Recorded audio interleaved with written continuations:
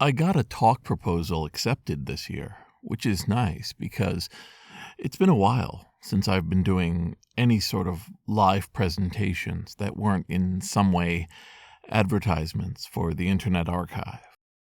It's going to be about preservation and video games, to be sure. But I don't want it to be just another one. I want it to be special. This means I spend a lot of time mulling over what sort of subjects and approaches I'm going to put into it, and then give what I hope seems like an effortless discussion about what I bring up. Let me run it by you, just to see what you think.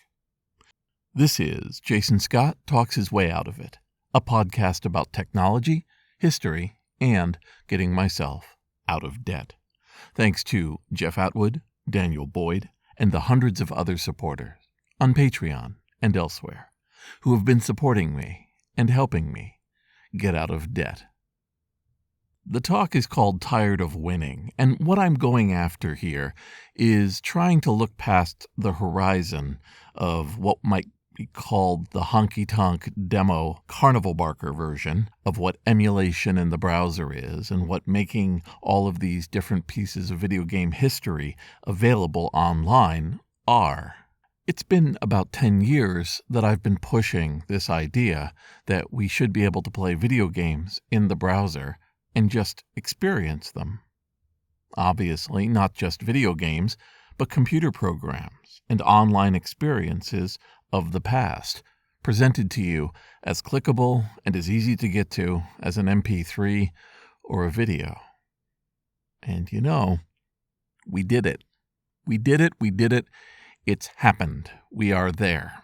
It's so easily done now. It is absolutely painless, frictionless. It's possible to have a blog entry and link to a historical program. It's possible to run a live stream and go among them on the Internet Archive, telling people about what you're discovering. It's even possible to write programs to play these video games in the browser, take screenshots, analyze the screenshots looking for things.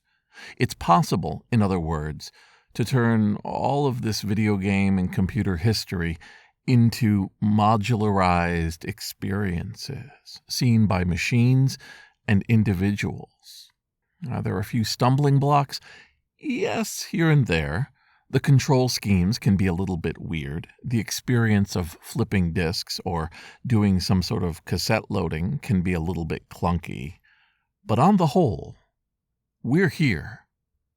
I have a collection presented with the help of a preservation group called the Ultimate Tape Archive, where you can literally load in cassette-based software at the speed of a cassette. You can experience it as it was in that time and then interact with what's there using the Vice emulator. You can do this. So, assuming that's the case, that we have this infrastructure which is not dependent on the archive, although it's very, very popular at the archive, what's next? What's next over the horizon? And in thinking about this, for the purposes of a talk, my mind goes in several directions. First of all, I'm starting to come to the conclusion, perhaps one of privilege or one reflecting the work done by so many, that we have a pretty good slice of most major video game history. That is to say, Commodore 64, Apple II, Atari 800, we have the programs. We have DOS programs and we have Windows programs from all around computer history, and all of it is playable, or at least previewable before you boot it up in some sort of dedicated client. So we're not going to find everything. There are lost programs that were advertised and never came out, or went to such a small audience that nobody kept the discs. But we have the majority of it. There might be one or two programs which, upon learning about them or finding that somebody has a collection, We can run scans against it. We can pull in all of their floppies or their zip files and analyze them for what is actually new. We can enumerate what we have and then find what we have left to get, or more accurately, what we've just found. I don't know how much mental work that is. To me, that's a cataloging issue. Somebody could do that, come up with a list of every piece of software on the Internet Archive, MD5 hashes to figure out what they're looking at, going through compilations and zip files to find what's next. We do it with Diskmaster. There's no reason we can't do it with microcomputer software. Maybe that's the future. But what else? Is it a matter of academic writings that want to have an accurate portrayal of what came before to derive conclusions or work out gaps in the history of human beings and business dealings? What else? You see, as I move forward and forward past just the novelty of making games run, we quickly stumble into what else is this? Is it a matter of making a series of clients like 4AM's Total Replay, which take away some of the individual loading experience of individual games, but then replace it with an incredibly useful client that just gives us everything we could ever want? Imagine a program that you boot up in an emulator and it just has every Atari 2600 game. Or maybe you want to have a compilation of different word processors. Maybe you want something that saves the same file in 15 different formats to boot it up in all different programs. Perhaps there's some methodology for coming up with what a program is for and what it was used for, and applying some sort of analytics to it. But what is that going to be? Have we truly reached the horizon of what having vintage software is for? And I feel like you have to look at something like music or books to compare it to software. These are interactive experiences. You can fast forward through the music, you can play it under different conditions, and you can remix it and pull its components apart. And the same holds for a book. You can take paragraphs from it or mix characters into new fictional portrayals. So maybe that's what we're talking about. We want to make ROM hacks, and we want to, in some way, enumerate those ROM hacks so that they can be played in a menu and represent what people are doing. The archive has thousands of Sonic the Hedgehog remixes by itself. That's where people over the years have tried to add all sorts of weird programming to Sonic the Hedgehog, put in new characters and game mechanics, and put it out as part of different events and contests and just having fun. What else, then, ranges in front of us if we think of books and movies? We have a case of books being used as the foundational aspects for new works, not quite the same as fan fiction, but working within worlds or making new pastiches. For music, we have analysis, coming up with genres and pieces and components, and maybe somebody is sitting out there with the potential to make some sort of tree graph of all the different genres and variations and mechanics, truly to make the manual of gameplay. Perhaps we're looking at something where analyzing all those screenshots allows us to make analytical engines that play a different game and then can tell you all of the rules about that game, creating, in other words, manuals out of gameplay videos.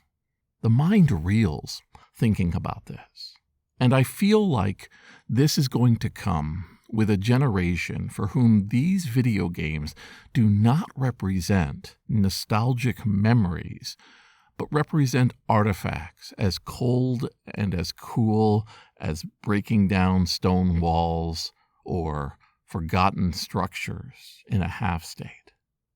Will they walk among these places that we have set up with their stilted rules and single-player experiences and build something completely new according to what they dream about now?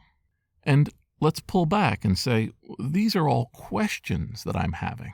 These are not answers that I feel I need to generate. I'm not going to be the one who answers all this because I'm the one putting all of the ingredients into the soup. We're still bringing in new software, nowhere near the rate as we did in the beginning. And there are groups who are doing catalogs of some of the more obscure programs to be able to have libraries of them. Obviously, the era of software as a service and video game clients will make everything a little bit harder, but it's not 100% lost. It will be possible to look at what a program hiding inside of an emulator is doing and give it what it needs. It has been done. Racing games that are always online can be modified and explored, and maybe a toolkit exists in the future that listens and tries to understand what is happening and does so in a structured manner. Perhaps, hopefully, somebody will take it on themselves to cross-compile, figuring out what's missing and what wasn't there, both in terms of the driving clients or the servers or the instructions. There are going to be many, many videos of these programs as they played. Maybe that will help us. Maybe we'll have interviews and discussions. And while it would be great, absolutely great, to have documentation, I see a future in something called the Midway source. Somebody, who some people think is me, released a bunch of Midway source code, and I have been watching people bump their heads against it, trying to understand what's going on. And then I watched, as a group, lacking some of the fundamental components of putting the software together, make brand new arcade machine ROMs that can add in features that were tied off and removed in the originals. You go to a configuration menu, and there it is, a missing character, a missing game mechanic, and you can bring it back. And in theory, you could have this all running in an emulator or on a machine. Have it actually boot up with reprogrammed ROMs and just work. So it's not going to be a dark talk. So many of them are. I think it's going to be hopeful. I think it's going to come from a place where I make people think about what's next. In the same way that folks laughed at me when I was talking about emulation in the browser using JavaScript, I'm sure some of these ideas will seem ludicrous, broken, ill-advised. But if there's one thing I've learned through all of this, the most ill-advised, weird, broken ideas sometimes split apart, and they blossom into the most beautiful landscapes we could ever play in. This is Jason Scott Talks His Way Out of It. Thanks to James Bekoyanu, Ernie Hershey, Michael Rubin, Dilip Reddy, Sean Kelly, Trixie the Cat, Martin, Sembiance, Benjamin Guts, and Anonymous, along with the hundreds of other supporters on Patreon and elsewhere who have been supporting me and helping me get out of debt. The talk is at the Strong Museum of Play, and it will probably dovetail release with when some people hear this podcast. Some of you will hear it before the talk is given, and some will hear it afterwards. So let's stick with a timeless lesson. The best talks are iterated, thought about, and come to conclusions that you can pass on to an audience. I believe so strongly that talks should be the beginnings, not the middles and ends of ideas. Not everything you say needs to have a conclusion. They can have something that makes you think about what comes next, and you can certainly tell a tale, But for me, the talks that stick with me give me a sense of thinking, of ideas, and from that, the world of infinity can be built.